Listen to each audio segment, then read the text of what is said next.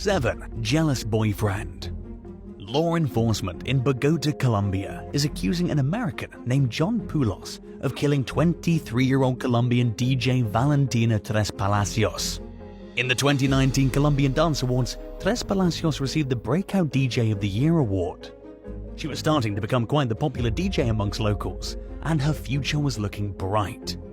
It was determined that the Texas resident Poulos, who fled to Panama after the murder, was trying to escape to Istanbul. The investigation's ongoing, and at this point, Poulos, the victim's boyfriend, is the primary suspect.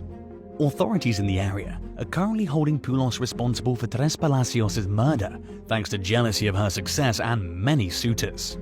Tres Palacios' body was placed in a suitcase and buried in the bottom of a trash can.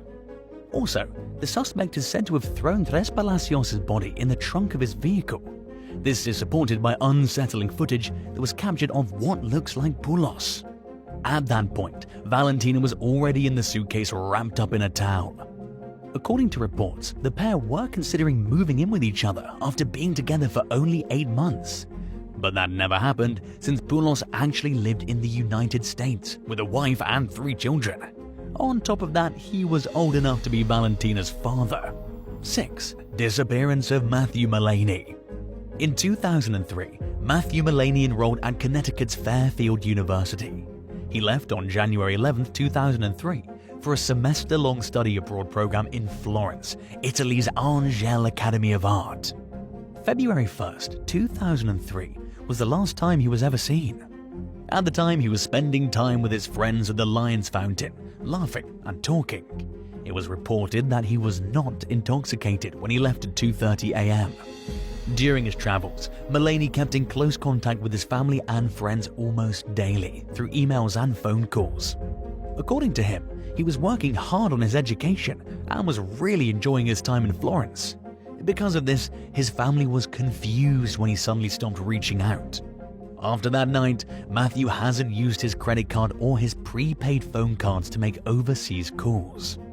When he disappeared, he was still in possession of his wallet, which had his health insurance card and Massachusetts state driver's license. Interestingly, his passport was left behind with the rest of his things at his apartment. There have been several possible sightings of Matthew across Europe since he officially went missing. Some witnesses claim to have seen him on a train heading from Dover to London, on a ferry from Wales to Dublin, in Galway, Ireland, and in Bologna, Italy. But none of these sightings have been confirmed, and he hasn't been found. Some of the witnesses say that the man who they believe was Matthew looked thin, unkempt, and sick. The Charlie Project is profiling Matthew's story, despite the fact that he vanished in Europe since he's an American citizen. Police in Ireland and the Netherlands are still looking into his disappearance, so Matthew's case is currently open and unsolved. 5. Steven Sodloff. In August 2013, an American journalist named Steven Sodloff was kidnapped in Syria. He was a freelancer who'd written for several major publications, including Time magazine, and had even covered conflicts in the Middle East for years. Mr. Sodloff identified himself as a stand-up philosopher from Miami on his Twitter, which was last used on August 3, 2013. He also mentioned how he loves the Miami Heat basketball team while tweeting about current events in Syria, Libya, Egypt, and Turkey. He frequently concentrated on the human aspect of the overseas crisis, writing in early 2013 about the hardships displaced Syrian citizens face who were battling without food or shelter. In 2012, Mr. Sodloff reported from Libya and recounted the events of the night the American embassy in Benghazi when it was attacked. On September 2, 2014, a video was released by the Islamic State of Iraq and Syria, ISIS, showing the horrific murder of Steven Sodloff. The video was similar to the one released a few weeks before the murder of Sodloff that showed the beheading of American journalist James Foley. This clip showed Sodloff dressing in an orange jumpsuit and kneeling somewhere in the desert. A masked ISIS militant then read a statement condemning the United States and its policies in the Middle East before taking the hostage's life. The killing of Sodloff was widely condemned by leaders around the world who expressed their horror at the brutality of the act. President Barack Obama issued a statement calling the murder a horrific act of violence and vowed to get justice. Sotloff's family also issued a statement saying they were grieving privately and that their son had devoted his life to portraying the suffering of people in war zones and was ultimately martyred for his courage and selflessness. They also thanked those who were working hard to secure his release and urged the world to continue fighting against ISIS. The death of Steven Sotloff, along with several other high-profile attacks by ISIS, brought renewed attention to the threat posed by the terrorist group and the conflict in Syria. It also raised questions about the safety of journalists working overseas and the need for greater protection for those who put themselves at risk to report on important stories. 4. Britney Griner. Britney Griner is a center player for the Phoenix Mercury and a two-time gold medalist for Team USA in the Olympics. Since 2015, Griner has spent the WNBA offseason playing basketball with a Russian team called UMMC Ekaterinburg. Around half of the 144 players in the WNBA compete overseas during the state's offseason. Some WNBA players even brought their skills to Russia for the Winter 22 season. Britney was taken into custody by Russian police on February 17, 2022, after taking a flight from New York to Russia. Authorities launched a criminal investigation after claiming Griner had vapes carrying cannabis oil in her luggage. The 4-week-long Griner trial started in July 2022. According to her testimony, she didn't mean to break the law. The guilty verdict was declared by a Russian judge, and she was given a 9-year Russian prison sentence.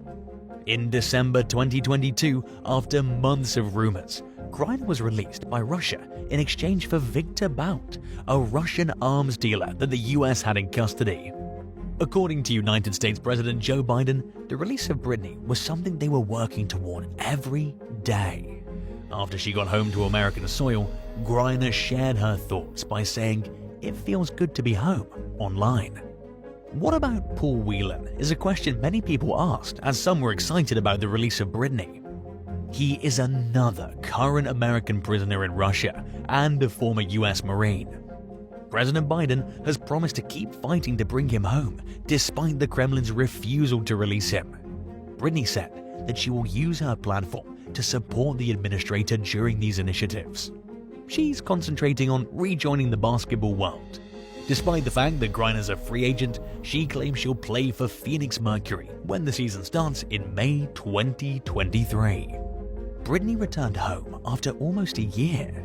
Now that she's returned to the US, there are growing discussions on the safety of athletes and repatriating other Americans who've been jailed overseas.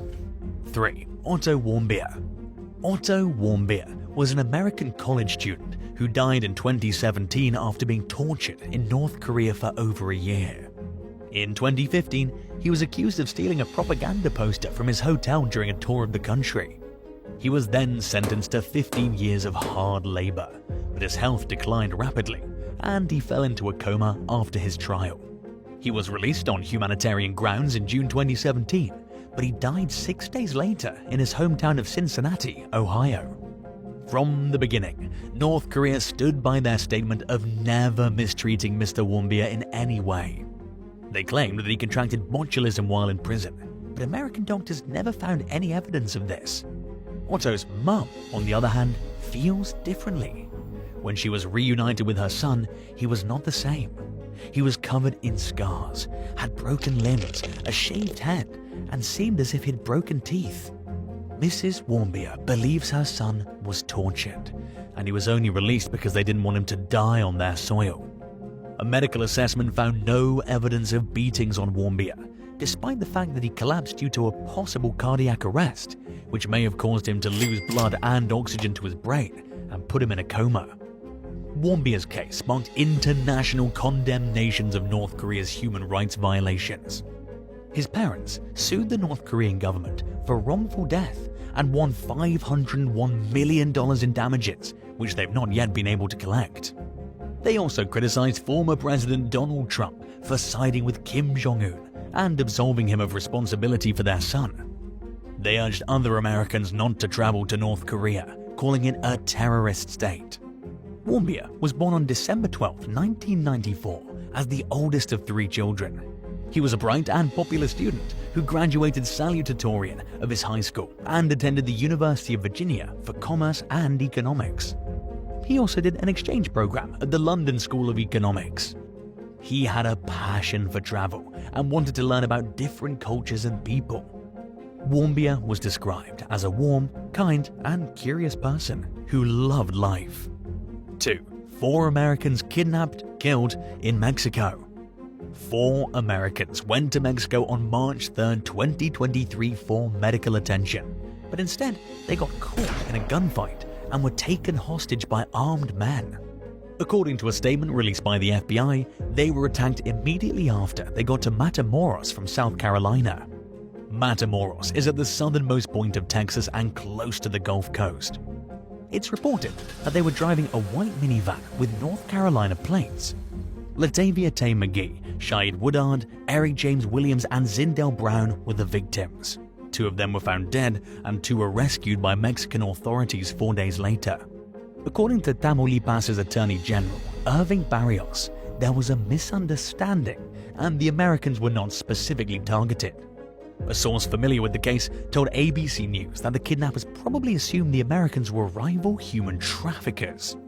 The kidnappers allegedly belonged to the Gulf Cartel, a powerful drug trafficking organization in the region. On March 10, 2023, 5 alleged cartel members were arrested and charged for the aggravated kidnapping and murder. The 2 survivors, Williams and McGee, were found in a wooden house on the outskirts of Matamoros on March 7th. One of the deceased was also located inside the house, and the other was found outside.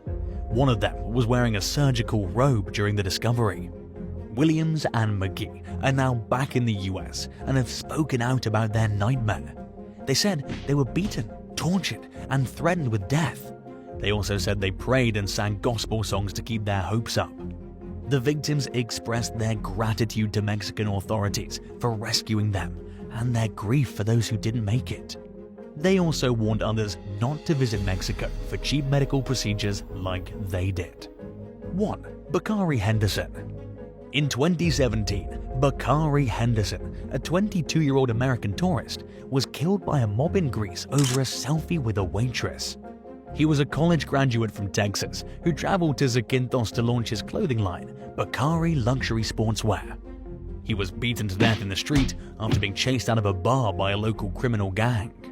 His death sparked international outrage and calls for justice. The original verdicts didn't suit the ferocity of the attack, according to his relatives, who traveled to Greece for the 2 trials. In 2018, 6 men were convicted of grievous assault for Henderson's death, not murder. They received sentences ranging anywhere from 5 to 15 years in prison. A Greek prosecutor appealed the verdict and sought a retrial on murder charges, which could actually carry a life sentence. On February 21, 2022, the original convictions of the 6 men were upheld when a Greek court rejected the request to increase the penalties. 5 of the men had already served their prison terms for assault convictions, had their sentences left unchanged as a result of the ruling. The court shortened the sentence of the 6th suspect, who had previously received a harsher punishment. Since their son's passing, Phil and Jill Henderson have been tirelessly seeking justice for him. Along with continuing his clothing business, which Amazon has now taken up, they've also created a foundation in his honor and drawn inspiration from his artwork and journal entries.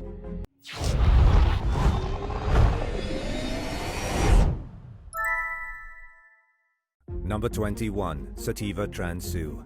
Instead of going to visit her family in Spokane, Washington for Thanksgiving back in 2021, 26-year-old Sativa Transo decided to vacation in Cancun at the request of her boyfriend, 31-year-old Taylor Allen. Sativa's loved ones suspected that something was off about Taylor after meeting him 2.5 years before. They thought he was too controlling and later claimed that he monitored her cell phone carefully. Allen also allegedly became explosively angry when he drank alcohol. The family begged Sativa to move back home countless times, but she was an adult, so they had no choice but to respect her choices. At first, it seemed like the Mexico vacation was going well. But the young woman's loved ones became worried when Sativa's friends told them the young woman said she needed stitches after a fight. Earlier that day, around 1 o'clock in the afternoon, Sativa told her close friends that Alan had already drunk 7 shots and 2 pina coladas in one day. When the family couldn't reach Sativa after hearing about the stitches, they became even more frightened. Her mother, Jamie Beaulieu, told the Daily Beast that from what she knew, Alan had threatened to jump from the 4th floor balcony of the couple's hotel room. The next morning, Beaulieu got a phone call from the US consulate telling her that Sativa was dead. A hotel housekeeper discovered her body. Her family members said it looked like she had been beaten to a bloody pulp. Alan was quickly arrested for murder and held in a Mexican jail for the crime. There have been no updates since late 2021, leaving the status of this case unclear. Based on what Sativa's family has told the media, she enjoyed visiting Mexico often, but in this case she caved into pressure from Alan to go there instead of celebrating Thanksgiving with family. Have you ever felt torn between your partner and your family? Tell us about it in the comments below. Number 20. John Reid. For centuries, legends and rumors of lost civilizations have drawn curious foreigners into the vast and mysterious Amazon wilderness. Sadly, not everyone has made it back alive. In 1980, a 28-year-old man named John Reid traveled from Twin Oaks, California to Brazil in search of a fabled underground lost city known as Akakor. A well-known jungle guide named Tatunka Nara told Reid that he was the chief of an ancient tribe that once inhabited Akakor for over 3,000 years. Reid's plan was to join Tatunka Nara on one of the searches for Akakor that he often hosted. It was how the guide made a living after all, and Reid thought that maybe they would actually find the city together.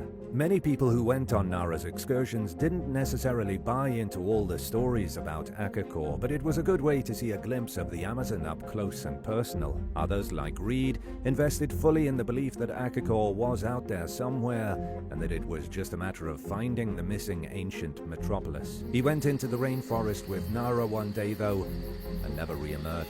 While Reid's fate is still uncertain, Tatunka Nara was eventually outed as a total fraud. He was actually a German national named Gunther Hauck, and there was no truth to his outlandish stories at all. Even more disturbingly, Reid was one of 3 people who vanished while in his company. In 1984, 4 years after the young man went missing, a 24-year-old Swiss man named Herbert Vanner also disappeared during an outing with the fake guide.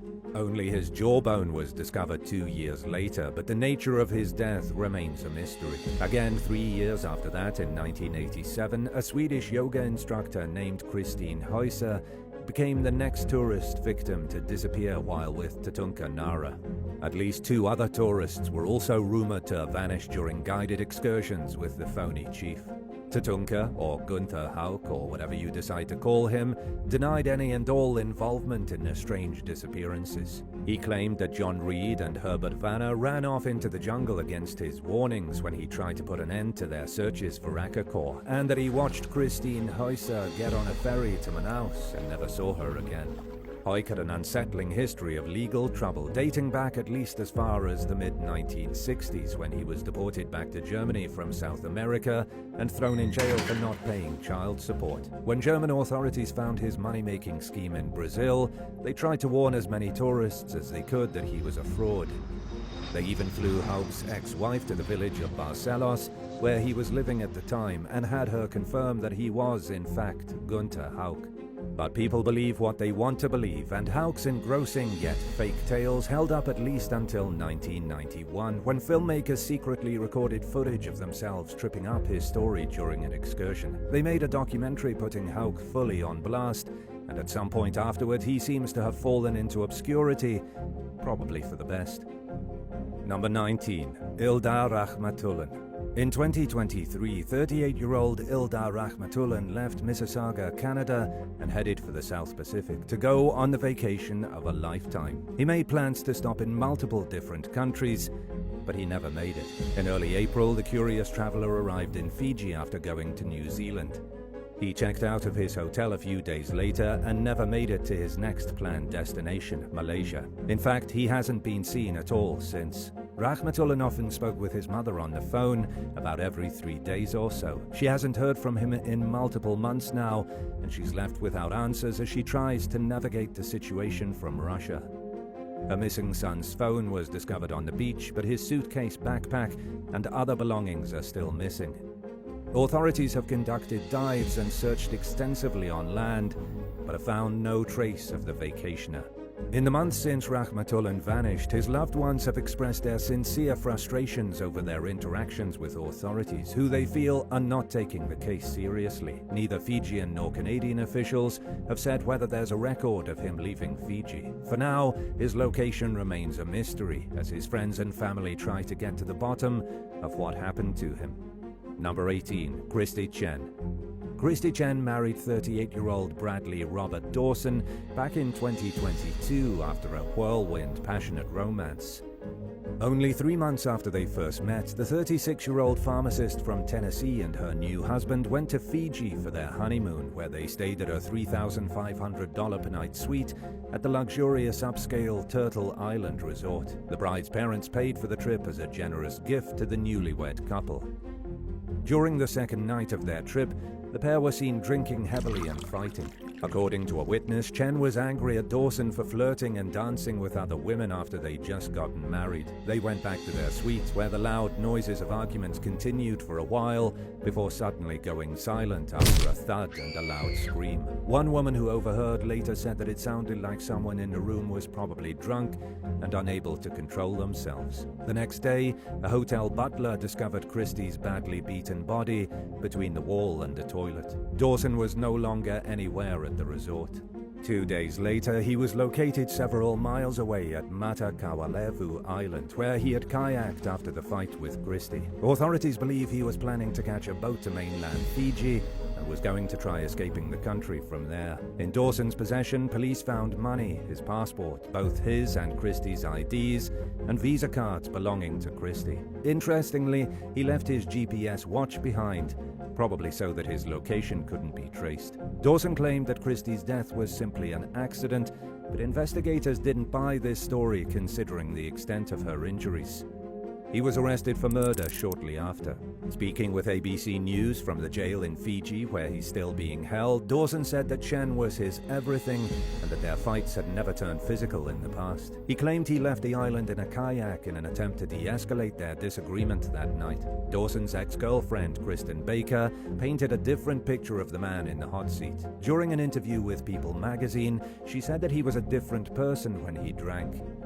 He allegedly had a habit of blacking out and not remembering what he did the next day. Baker also described Dawson as having expensive taste and wanting all of the finer things in life, and she said he always had an obsession with going to Fiji.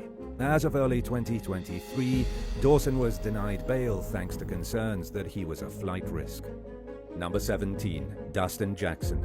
A father of 5 from Utah and his wife were waiting for their return flight back to the US from Cancun at the end of a Valentine's trip in 2022 when he decided to buy some chewing tobacco. 36-year-old Dustin Jackson called a taxicab to go to a nearby convenience store, but it didn't have what he was looking for, so he asked the driver to take him somewhere else.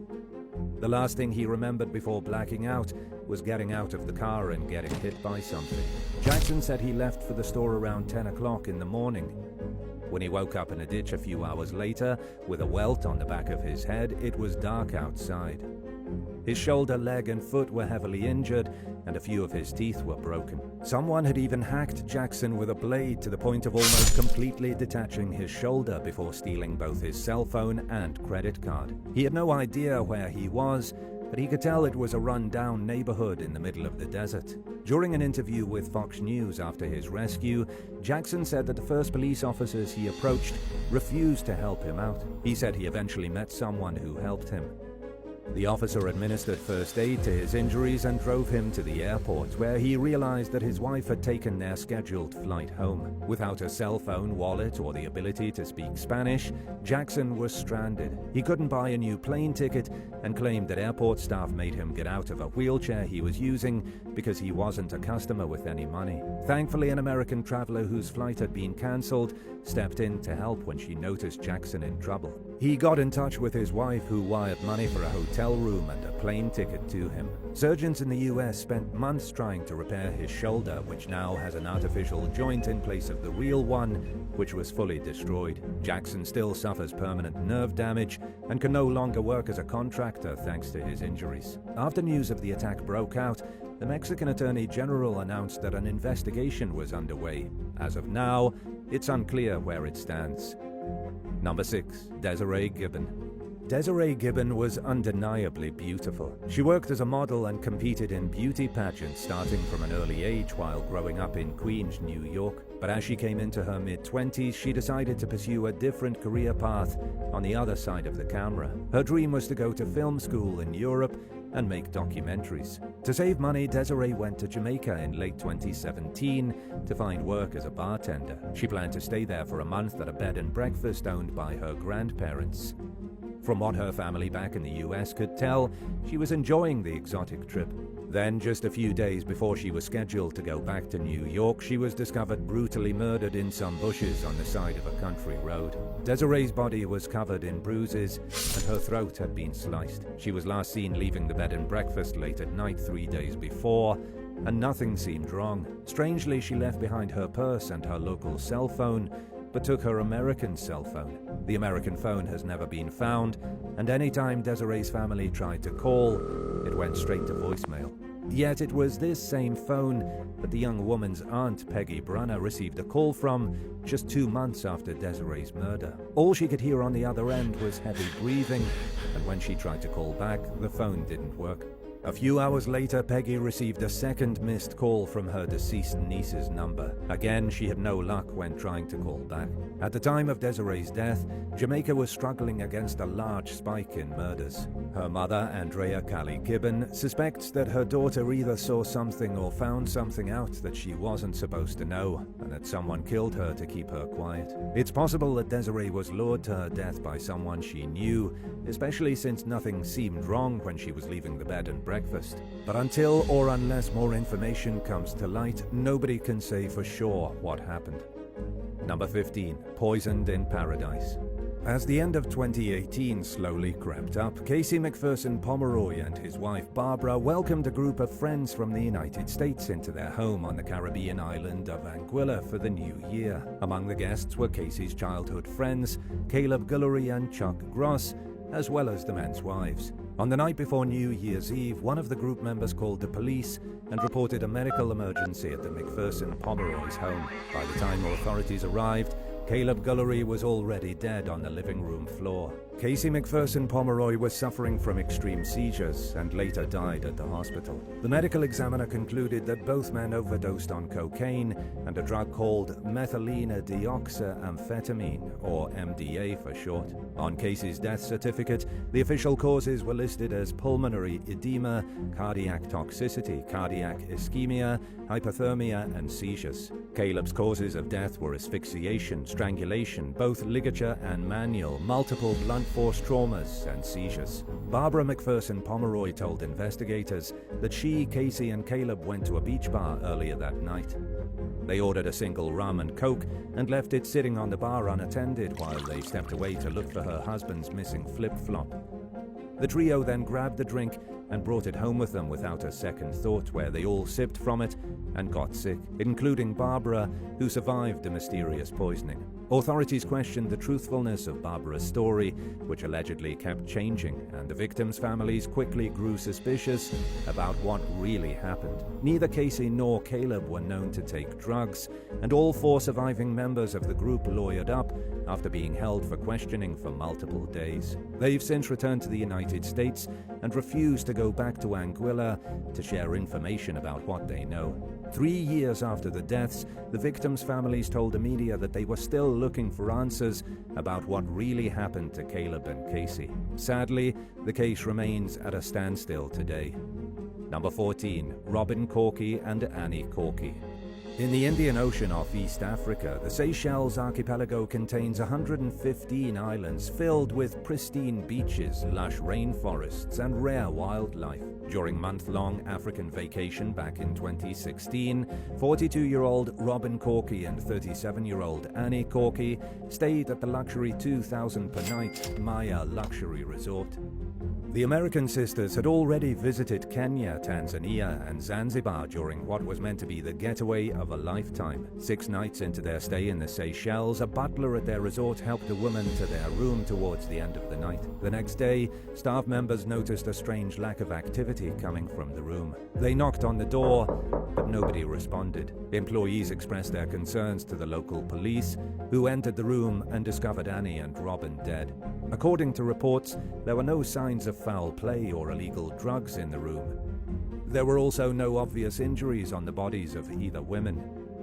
Autopsies ruled that both sisters died from a buildup of fluid in their lungs called acute pulmonary edema. The medical examiner also said that Annie suffered a swelling of the brain, known as a cerebral edema. Both sisters were in good health before their trip, leaving one question remaining: what triggered their fatal symptoms? A few months later, a police report concluded that Annie and Robin died accidentally from a lethal combination of codeine, morphine, and alcohol. Number 13. Gareth Crow. During a family trip to Thailand's Koh Samui Island back in 2016, 36-year-old Gareth Crow and his teenage stepdaughter decided to go on an elephant trekking expedition together. His partner, Catherine Hughes, and her son chose to stay behind. Crow and his stepdaughter, Ailey Hughes, were riding on the same elephant when the animal suddenly got mad and threw them off its back. The elephant then gored Crow to death and, in the process, injured Ailey, who survived with serious injuries. Witnesses claimed that the elephant, who was named Golf, seemed upset and was misbehaving before the attack even started. He wouldn't listen to his handler, who hit him several times and eventually erupted into a full-blown rage. After rushing at Crow, the elephant ran off into the woods nearby. There were rumors that Crow antagonized Golf before the elephant charged at him, but Ailey denied these claims. Speaking with a Thai interviewer from her hospital bed, she insisted that she knew what happened because she was there, and that her stepfather did nothing at all to provoke the attack. Some animal activists argue that tragedies like this are caused by humans keeping wild animals in unnatural captivity and forcing them to work. The abuse toward captive elephants by their handlers is common and has been cited as one of the reasons the animals are known to turn on humans. While riding, cuddling with, or posing for a selfie with an exotic animal sounds like a good time, many warn that it's dangerous and that we should find ways to admire wildlife from a safe distance. Number 12. Tina Watson. In 2003, a newlywed couple, David and Tina Watson, celebrated their marriage with a honeymoon trip to Australia. Things took a tragic turn for the two from Alabama during a dive to a shipwreck where 26-year-old Tina went unconscious and plummeted 98 feet down to the ocean floor. David was a trained and experienced rescue diver, but he claimed that his wife sank too quickly for him to save her. He later said that an ear issue prevented him from diving any farther down than he did in his attempts to rescue Tina, at which point he surfaced and sought out help. By the time Tina was taken out of the water, she was long gone. Something seemed fishy. Witnesses told investigators that they saw David and Tina embraced in what looked like a bear hug underwater, while Tina flailed helplessly in an attempt to escape her husband's grasp. The onlookers said that David eventually let go of his lover, who had gone motionless, and resurfaced while she sank to the floor below. A few weeks after Tina's death, a tourist who was scuba diving nearby that day got their vacation photos developed and noticed Tina lying face up on the sea bottom in the background of some photographs. For a man who just lost his wife, David seemed unusually worried about money. He sued his travel insurance company when they refused to pay him, but he ultimately dropped the lawsuit to avoid self-incrimination. In 2008, Australian authorities officially charged David with Tina's murder. After resisting extradition from the US for over 6 months, he traveled to Australia to finally face the music in court. He was convicted of manslaughter and served a 1-year sentence inside an Australian prison. American authorities promised not to pursue the death penalty in exchange for David's return to the US, where he also faced a murder charge in connection to Tina's death. The case was dismissed based on a lack of evidence, but many are still convinced that David either killed Tina or at least knowingly allowed her to die when he had every opportunity to save her. Number 11. Marie de Dieu. Situated not far from the Kenyan coast in the Indian Ocean, the Lamu archipelago is incredibly popular among tourists as a tropical paradise. A 66-year-old wheelchair-bound Frenchwoman named Marie de Dieu was one of many who visited the sites and quickly fell in love. She enjoyed her time there so much, in fact, that she actually became a regular visitor. But Marie's peaceful escape soon turned into a place of nightmares on a Saturday morning in October 2011, when a group of heavily armed Somali bandits busted into her rented bungalow on Manda Island and pulled her straight out of bed. Locals tried to stop the thieves but were helpless against a barrage of gunfire from the kidnappers as they put Marie in a boat without her wheelchair and sped away. Witnesses think that the criminals may have received a tip about Marie's location. They parked their boat right outside of her bungalow, suggesting that they decided to target her specifically.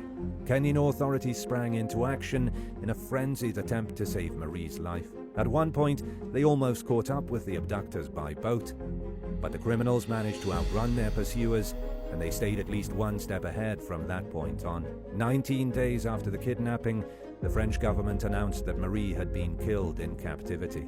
The elderly woman's abduction came just 3 weeks after Somali gunmen barged into a British couple's oceanside villa south of the Somali border. They attacked David and Judith Tebbit under the cover of night in a similar fashion to how Marie's kidnapping was carried out. The pirates fatally shot David and held Judith hostage for 6 months until her family paid a large ransom. After her release, Judith told the BBC that she felt strangely uncomfortable upon the couple's arrival at the upscale resort.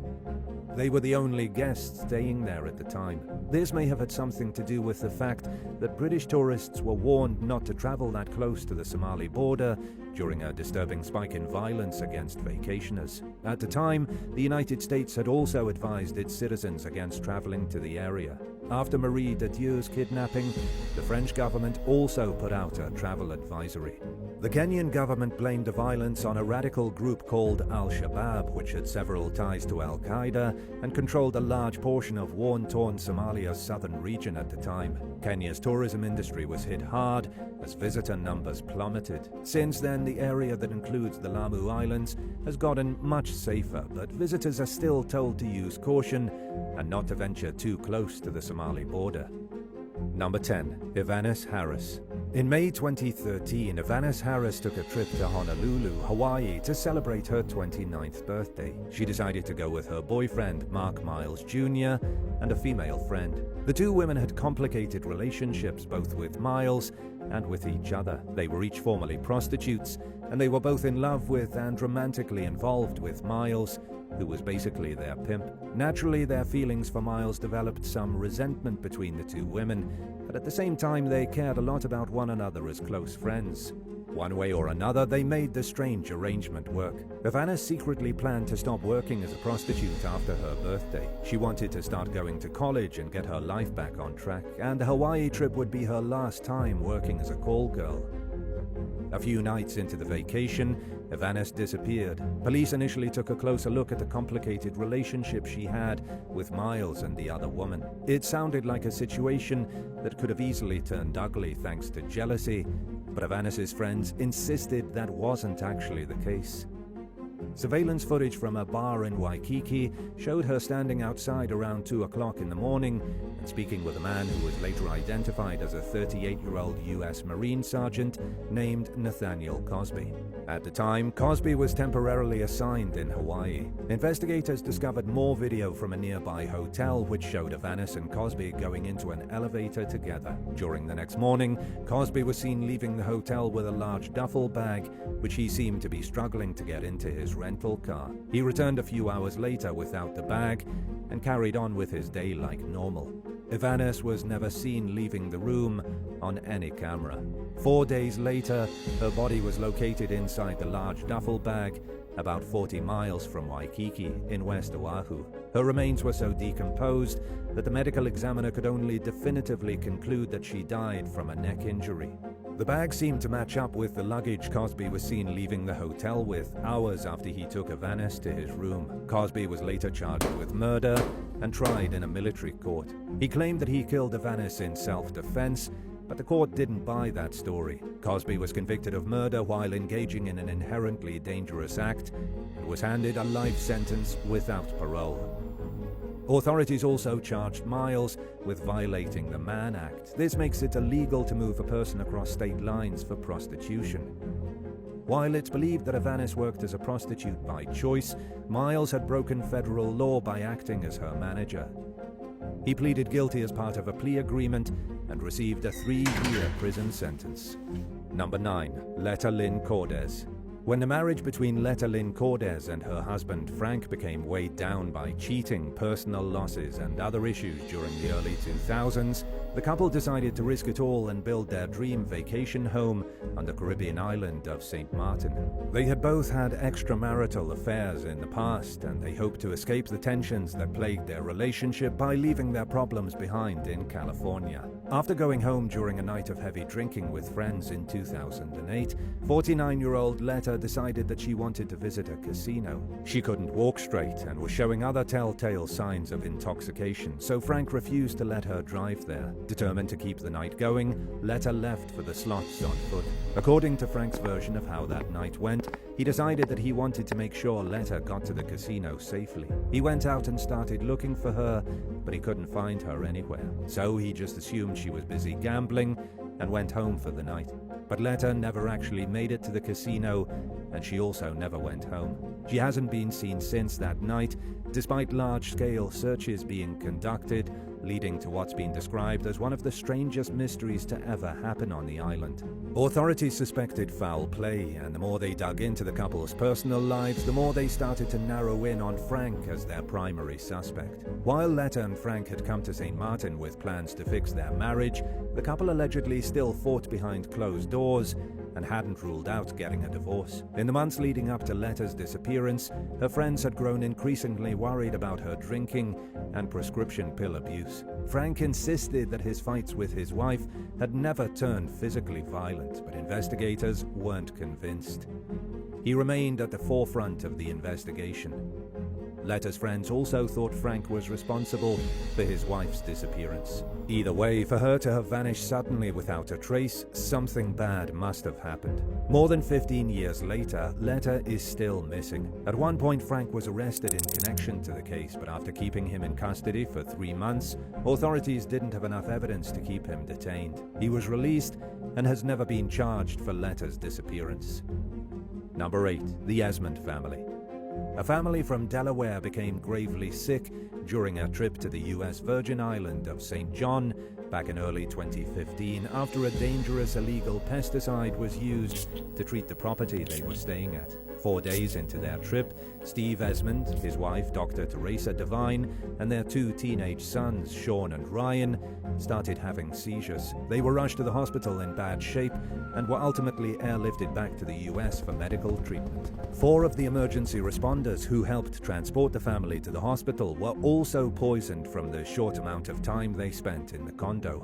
Methyl bromide is an odorless substance that has been known to cause fatal respiratory and nervous system damage. It's banned for residential use, yet 2 Terminix employees used it to fumigate the apartment under the Esmonds' rented condo.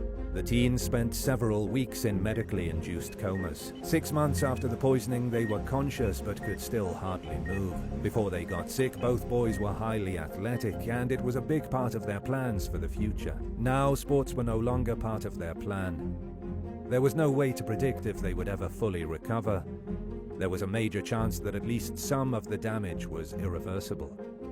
Steve Esmond, who was a school principal before the incident, was left paralyzed, unable to speak, and unable to do basic things for himself. His wife Teresa, who worked as a dentist, suffered seizures but had the least severe long-term complications. The Esmond family won an $87 million payout in a lawsuit against Terminix over what happened. Authorities charged the manager of Terminix International St. Croix branch, Jose Rivera, for using the outlawed chemical. He pleaded guilty to 4 counts of improper use of a restricted pesticide. He was sentenced to spend just 1 year in prison. Number 7. Heather Mack.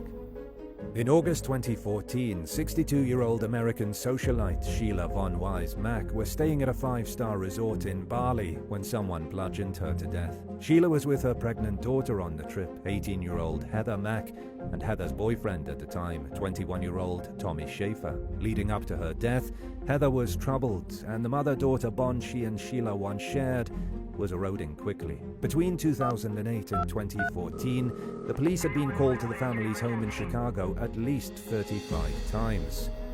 In one instance, Sheila told law enforcement that she was worried Heather might murder her.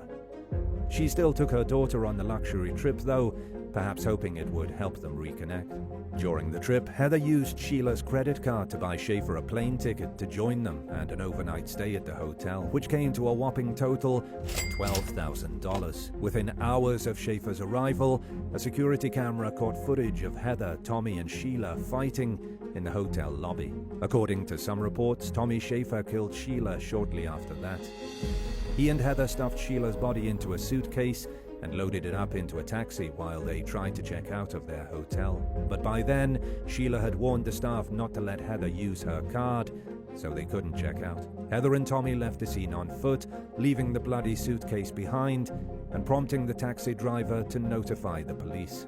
Authorities tracked the couple down at a cheap motel and arrested them on the spot. They both changed their stories multiple times during questioning, but investigators were confident that the pair was responsible for Sheila's death. They were both charged with murder, which often comes with the death penalty in Indonesia. Tommy Schaefer eventually admitted to being the killer, while Sheila confessed to helping stuff her mom's body into the suitcase, which she later denied. In court, prosecutors said that Heather and Tommy likely planned the murder out ahead of time, while exchanging text messages comparing themselves to Bonnie and Clyde. They also allegedly fantasized about how rich they would become after getting their hands on Heather's inheritance once Sheila was out of the picture. During his trial, Schaefer claimed that he killed Sheila after she berated him for getting Heather pregnant. He ultimately pleaded guilty to murder and was handed an 18-year sentence, while Heather took her case to trial. In April 2015, about a month after giving birth to her baby behind bars, Heather was convicted of murder and sentenced to 10 years. She was released early for good behavior in 2021 after serving only 7 years. The 26-year-old had plans to start a new life with her daughter, but she was deported to the US and quickly arrested by federal authorities. Her daughter was put in the care of a relative. Heather was charged with 2 counts of conspiring to commit murder in a foreign country and 1 count of obstruction of justice, which Schaefer will also face once he returns to the US after serving his sentence overseas.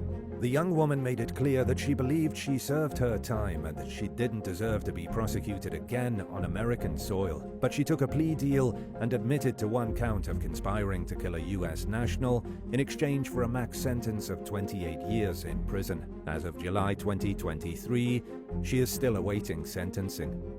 Number 6. Hannah Witheridge and David Miller. While on a backpacking trip in Thailand in 2014, 23-year-old British national Hannah Witheridge and her friend 24-year-old David Miller stayed on the island of Koh Tao. They wandered off after a late-night party on picturesque Sairi Beach and were discovered murdered along the shore the next morning, just steps away from their hotel room. Hannah had been brutally assaulted, while David sustained fatal blows to the head. Their killers left them to drown in the tide, with the garden hoe and wooden clubs that were used to kill the pair simply laying on the beach nearby. Initial interrogations pointed detectives in the direction of migrant workers. They ultimately zeroed in on 2 22-year-old men from Myanmar named Zaw Lin and Wai Phyo. The suspects confessed during questioning, but once they were given legal representation, they accused law enforcement of torturing them and took back their confessions. Thailand's National Human Rights Commission tried to investigate, but local authorities were unwilling to cooperate, and the trial against the defendants proceeded. Zaw Lin and Wai Phyo were charged with a long list of crimes, including premeditated murder, killing to conceal a criminal offense, illegally entering Thailand, and staying in the country without permission. Prosecutors argued that DNA connected the suspects to the crime scene, while the defense claimed the investigation was flawed and that evidence was mishandled. To this day, many find the DNA evidence shocking shoddy at best. A panel of 3 judges found the men guilty of murder and sentenced them to death. Their sentences were later lessened to life in prison. Number 5. Elijah Snow. In 2021, Elijah Snow and his wife Jamie traveled all the way from Arlington, Texas to Cancun to celebrate their 10th wedding anniversary. The 35-year-old firefighter and father of 2 seemed to be in good spirits in photos that were taken not long after the couple's arrival at their resort around 10 a.m. on July 18th. Their room wasn't ready yet, so the staff gave them bracelets they could use to get free drinks at the resort while they waited. Elijah and Jamie spent the next few hours drinking and talking with other resort guests until their room was ready around 4:00 p.m. After dropping their luggage off, the pair went back out and kept drinking. They also had some drinks over dinner and afterward at the Oceanside Resort's bars. Shortly before 9:00 p.m., Jamie went to the couple's room to go to sleep, while Elijah said he would return soon. Around 4:00 in the morning, Jamie woke up and realized that her husband still hadn't come back. She searched around the resort, but couldn't find him, so she told security. After a few more hours went by, with no sign of Elijah, Jamie called law enforcement. The missing vacationer was discovered dangling from the small window of an employee bathroom at a nearby hotel. He was dead. Authorities concluded that it was a freak accident and that Elijah suffocated to death while trying to squeeze through the small window. His loved ones theorized that he was mugged and stuffed into the window. They said it was totally out of character for Elijah to try breaking in somewhere, and after seeing his body, they believed his injuries were too extensive for this to be true. But their suspicions failed to convince law enforcement to investigate Elijah's death further. The only surveillance footage that was recovered showed Elijah pressing buttons at the elevator bank before stumbling toward a staircase. He was clearly drunk, and his family believes that more surveillance footage might have existed at one point. But police claimed that only some cameras were working, and the neighboring resort refused to hand over its security tapes. While authorities seem no more willing to investigate now than they were right after the tragedy, Jamie has filed a lawsuit against the resort and the travel agency she booked the trip through, accusing them of gross negligence. Number 4. Jessica Koker. A dream vacation turned into a horror story for a 39-year-old anesthesiologist named Jessica Koker and her husband Brian Melito during a romantic morning stroll along the coastline of Grenada back in 2016. The couple traveled to the Caribbean paradise less than a year after their wedding while making plans for the future, which included trying to start a family and opening up a small business. But that never happened for Jessica, who was suddenly dragged into the forest by a machete-wielding madman. Melita told police that the pair were simply walking along a pathway that ran through a mangrove when he heard Jessica call out his name. An enormous hulking man dressed in white was holding a blade up to her throat. As he dragged Jessica deeper into the forest, Brian followed in a panic. At first, he thought his wife was being taken hostage and that the kidnapper was going to demand a ransom. Jessica told Brian to run though, so he did. Just a little while later, police discovered Jessica's lifeless body lying face down next to a pond. She had been brutally bludgeoned and strangled to death. Witnesses quickly identified the suspect as 26-year-old David Benjamin, a local resident who lived close to the beach and who had been seen carrying a large blade around during the time of the abduction. Just a few months earlier, he had been released from prison after serving time for brutally assaulting another woman. Benjamin turned himself in to police the next day and was officially charged with murder. Brian Melito regretted listening to Jessica's order to run, but investigators concluded that he probably would have also been killed if he hadn't. Between being both unarmed and considerably smaller than the murderer, there was unfortunately very little Brian could have done to save Jessica without any extra help. Benjamin never revealed his motive for killing Jessica instead of releasing her like his previous victim. He pleaded guilty to murder and was handed the most severe punishment possible: life in prison with no chance of being released. At his sentencing, Benjamin showed absolutely no emotion or remorse whatsoever, even as the judge made him look at photos of the crime scene. For Jessica's loved ones, it was confirmation that the killer is now exactly where he should be. Number 3. Robin Gardner. During the summer of 2011, 35-year-old Robin Gardner told her boyfriend Richard Forrester that she was going to Orlando to see some family. While she was away, she called Forrester and said she was on a surprise trip to Aruba. In reality, she was actually visiting the island with her secret lover, a 50-year-old businessman named Gary Giordano. A few days into the luxurious vacation, she disappeared. She hasn't been seen since.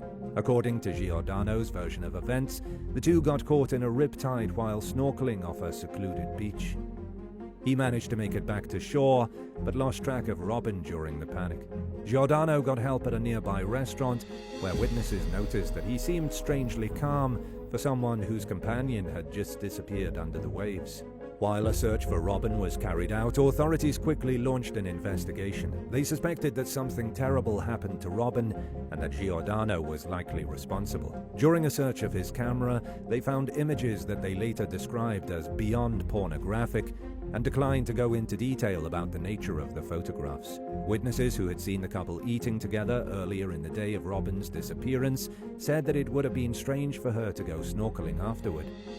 She was all dolled up, and most women don't want to mess up their hair and makeup after spending considerable time putting themselves together. Robin's loved ones also thought Giordano's story was off. They said it was unlike Robin to go snorkeling at night, which was when she supposedly disappeared. Much like the witnesses who actually saw her that night, the missing woman's loved ones said it would have been more in line with her character for her to be dressing up for a night out on the town. The search for Robin was eventually called off after several days, and her fate remains a mystery to this day. When police caught Giordano trying to leave the country, they threw him in jail for about 4 months. But there wasn't enough evidence to continue holding him, and he was later released. Giordano has never been charged in connection to the case.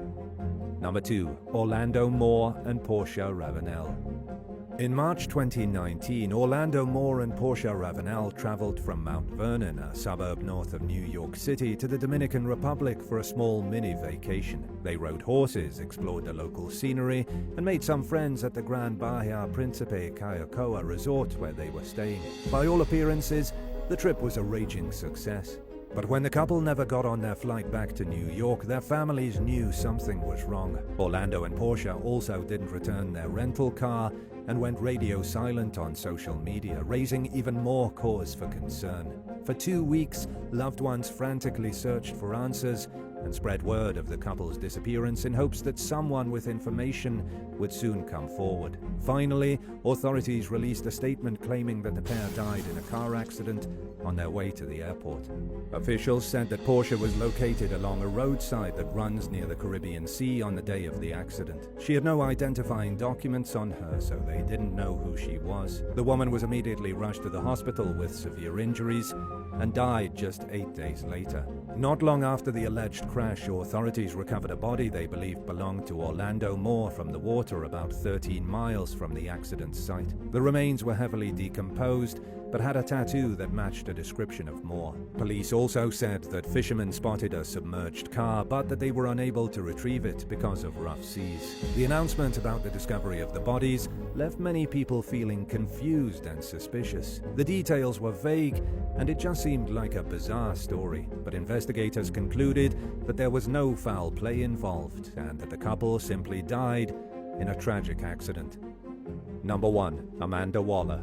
28-year-old Amanda Waller vanished into thin air during a snorkeling excursion off of Curacao in 2015. She and her husband Alan traveled to the island from Houston, Texas, with a group of about 20 people who went snorkeling together off Casabao Beach. About 30 minutes into the trip, Amanda said she was going to swim back to shore to keep her pregnant friend company. Nobody knows if she ever made it to land, because that was the last time anyone ever saw her. Nobody noticed Amanda was missing until about 20 minutes after she said she was heading back to the beach.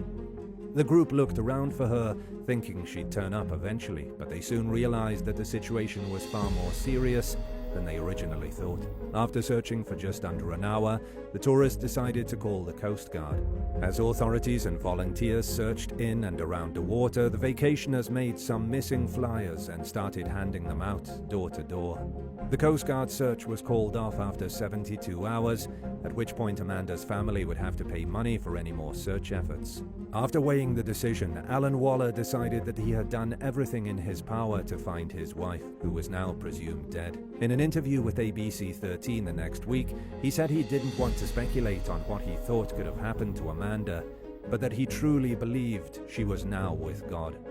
Thanks for watching. Would you rather spend your tropical beach vacation rained out or arrive at your destination and learn that your luggage had been lost? Let us know in the comments below.